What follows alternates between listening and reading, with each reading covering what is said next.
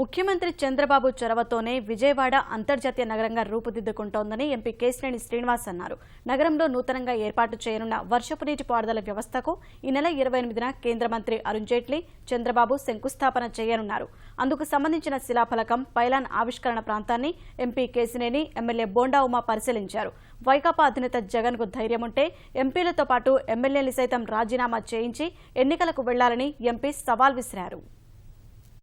ప్రతిపక్ష నాయకుడు ఏదో ప్రగల్భాలు పలుకుతున్నాడు, ఎంపీలని రాజీనామా చేపిస్తాను అని. ఎంపీలతో పాటు ఎమ్మెల్యేలు కూడా రాజీనామా చేపించమనండి.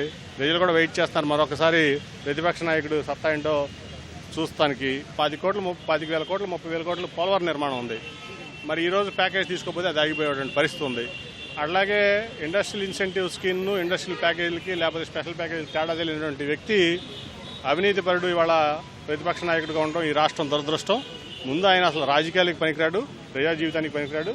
ముందు ఇమీడియట్గా ఆయన ఎమ్మెల్యేగా రిజైన్ చేయాలి. ప్రతిపక్ష నాయకుడిగా రిజైన్ చేసి ఆయన ముందు మళ్ళీ ప్రజల దగ్గరికి వెళ్ళి ఆయన ఏంటనేది నిరూపించుకోవాలని కూడా నేను డిమాండ్ చేస్తాను.